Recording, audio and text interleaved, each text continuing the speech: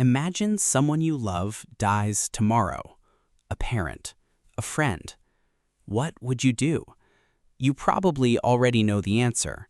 You would call family, arrange a funeral, gather with other people who cared about them. You would tell stories. You would remember. Now imagine the same thing happening 100,000 years ago. No churches, no cemeteries, no priests, no written religion, no explanation for what death even was. Just a small group of humans sitting beside a fire, staring at a body that was alive yesterday and silent today. What did they do? The answer reveals something remarkable.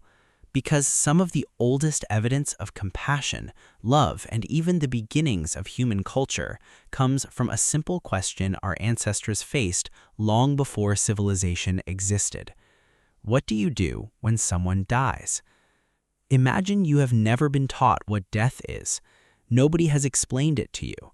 There are no books, no religious stories, no science. One day, someone is laughing beside the fire. The next day, they are silent. Their body is still there, but something is missing. Something invisible, something impossible to touch, yet everyone can feel its absence. Even today, despite all our technology and knowledge, death remains one of the deepest mysteries of human existence. Now imagine facing that mystery without any explanations at all. For most of human history, that's exactly what people did, and yet they responded in a way that feels incredibly familiar. They cared. One of the most famous discoveries comes from Shanidar Cave in northern Iraq. In the 1950s, archaeologists uncovered the remains of several Neanderthals there. One skeleton stood out immediately. The man had lived with extraordinary injuries. His right arm was severely damaged. One eye may have been blind. He suffered multiple serious disabilities that would have made survival extremely difficult. Yet he lived for years after those injuries occurred. Think about what that means. This was not a person surviving alone. Other people fed him, protected him, helped him move, cared for him, for years. The image many people have of prehistoric life is brutal, a world where only the strongest survived. But the evidence tells a different story. Ancient humans survived because they helped each other. And when one of those people eventually died, the group didn't simply walk away. Again and again, archaeologists find signs that bodies were deliberately placed in specific locations, carefully positioned, protected, sometimes buried with objects. These actions required effort, time, energy. And in prehistoric life, all three were precious, which raises an interesting question. Why would people spend valuable resources on someone who was already gone? The answer may reveal something fundamental about human nature. Because death doesn't only affect the person who dies, it affects the people left behind. For hundreds of thousands of years, humans lived in small groups, often just a few dozen individuals. Everyone knew everyone. You hunted together, shared food together, raised children together, sat around the same fires every night. A death wasn't the loss of a stranger, it was the loss of someone whose face you saw every single day, someone whose stories you knew, someone whose voice was woven into the rhythm of life itself. And then, suddenly, that voice was gone, just as it is today. But here's where the story becomes even more fascinating. The oldest graves suggest humans weren't only grieving, they may have already been searching for meaning. Archaeologists have discovered graves that are astonishingly old. Some date back more than 100,000 years, long before cities, long before farming, long before the pyramids, Stonehenge, or any civilization you can name. One of the most remarkable sites was discovered in what is now Israel. There, researchers found human burials that appeared deliberate. Bodies had been placed in prepared pits rather than simply abandoned. This might not sound extraordinary, but think about what it actually means. Digging a grave takes work, even with modern tools. Now imagine doing it with stone tools.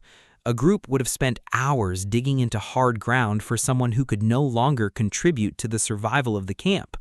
Why? Because something mattered more than efficiency. The person mattered. And the deeper archaeologists look, the more evidence they find that these burials were not random. Many bodies appear to have been placed in specific positions. Some were curled on their sides, others were laid carefully on their backs.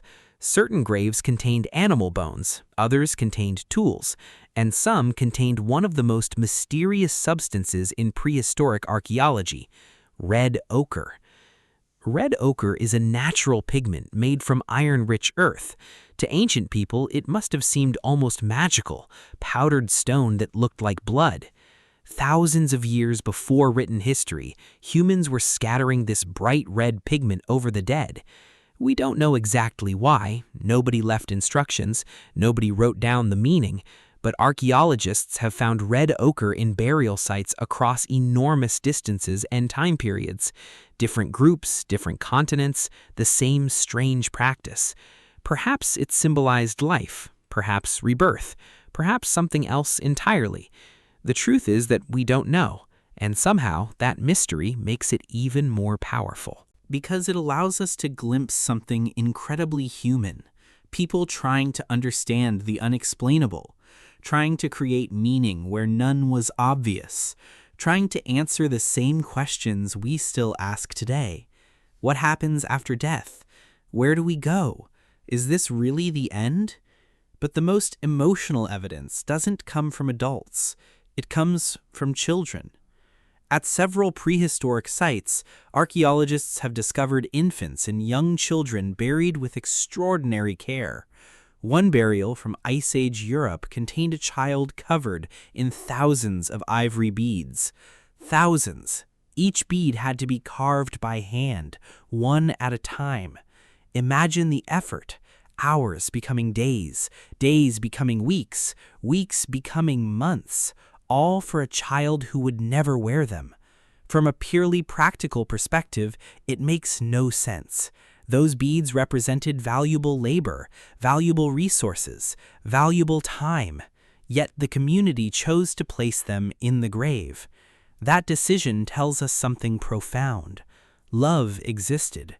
Grief existed. Parents mourned their children, just as parents do today. For all the differences between us and our ancestors, some emotions appear almost unchanged. The distance between modern humans and Ice Age humans can feel enormous. They lived without electricity, without medicine, without writing, without any of the systems we depend on every day. Yet when they lost someone they loved, they seem to have felt something very familiar. Sadness, loss, longing. The feeling that someone important should still be here. And that brings us to a difficult problem. What actually happened in the hours after a death? Imagine you were living 30,000 years ago. The temperature outside is below freezing. Your group has been traveling for weeks. Food is never guaranteed. Every day requires effort. Every day requires vigilance. Then someone dies. Perhaps an elder, someone who knew the migration routes, someone who remembered where water could be found during dry seasons, someone who carried stories from decades before you were born.